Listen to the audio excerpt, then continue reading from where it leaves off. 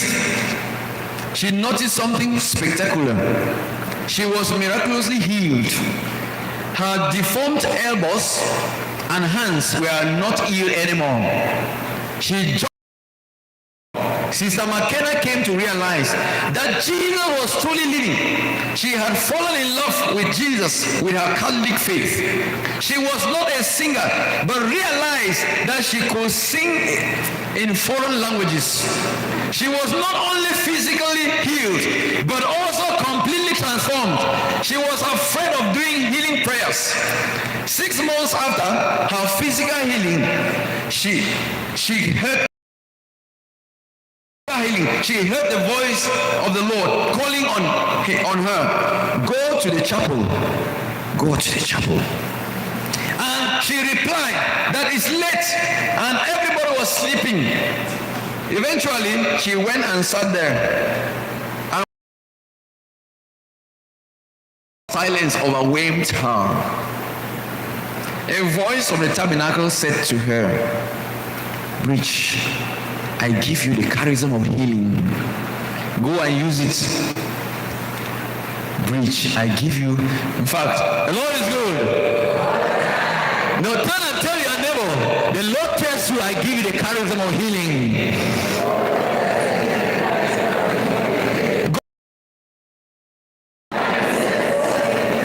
She fell on her knees and told Jesus, Jesus, I don't want any gift of healing. I don't want it. Let me tell you, please don't laugh. Let me tell you, if you read what it means to have such charism, you will speak the same way. There is a price to pay. You know, sometimes we are like, Lord, give me this and so on. If the Lord happens to give you and you are not ready, you know, you'll be praying that the Lord should take it away. Am I speaking to somebody? It's because you don't know what it means that they are gifts. You know, sometimes you have no peace. Your life is not your own. You get up in the morning and you are commissioned to go somewhere.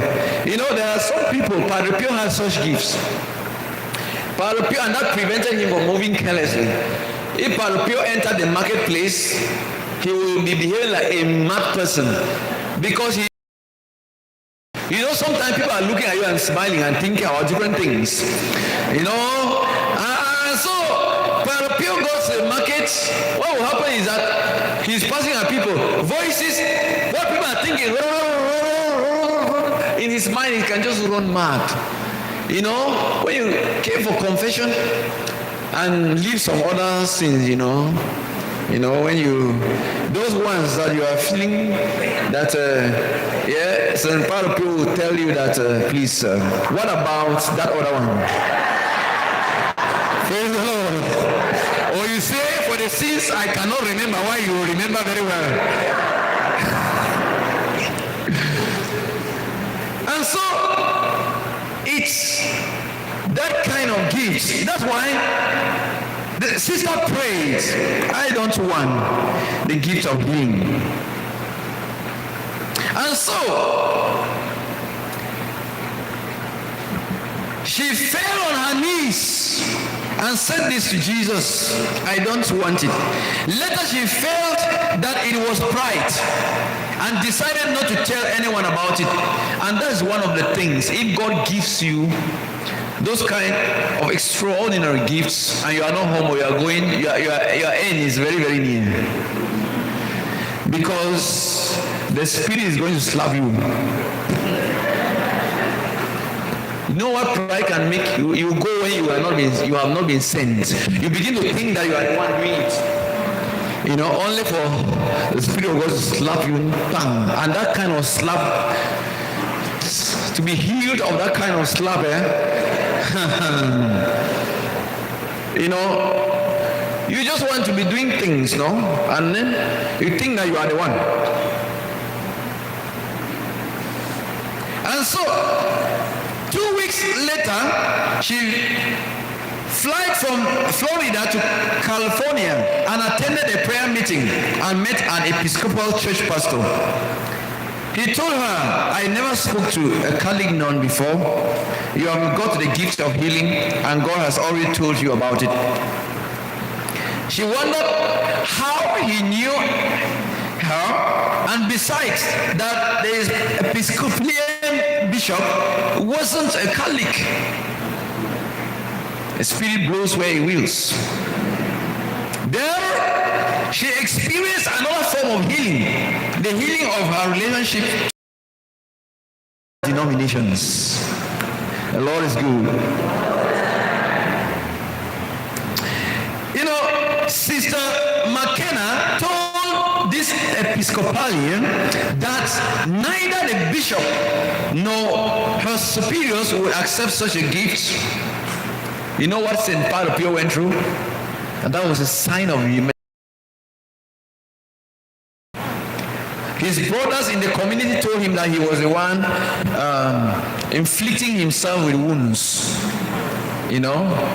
And whenever they go, the doctor will bandage the wounds and the next day they will see fresh blood. And during consecration, the flow of blood will increase. He suffered so much. So that's what sister told, and that was her fears. And so this reply was given to her. God doesn't force anybody. He just shows his will. During the in this ministry, she was quite skeptic. She asked herself many questions. Do I pray correctly? Do I do the right thing? She noticed that people were healed from cancer. People were healed from leukemia and many other diseases. The tension she had was projecting Jesus higher than herself. She noticed she was already an idol or celebrity. And that's where we have to be very careful. That is the point where the devil strikes. When you notice that everybody is hailing you, it's better. I used to pray every day. You know, please don't be a celebrity. You know, you may miss heaven. I'm telling you. Praise the Lord.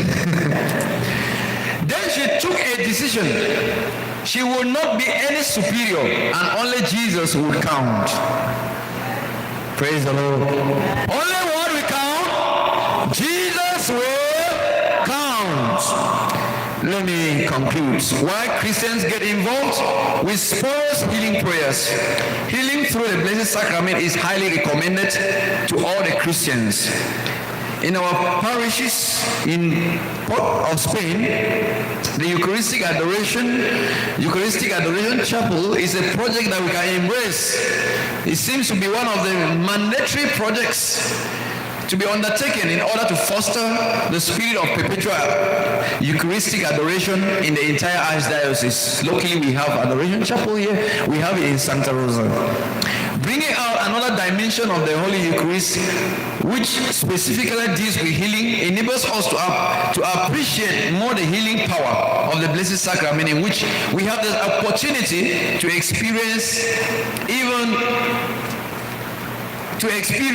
on daily basis. Healing in the ministry of Jesus was carried out in various ways, such that Jesus Christ, before departing from this world, made it possible for us to experience him, often through the species of bread and wine. Praise the Lord. Here I end my presentation this evening. Thank you for your keen attention. God bless you.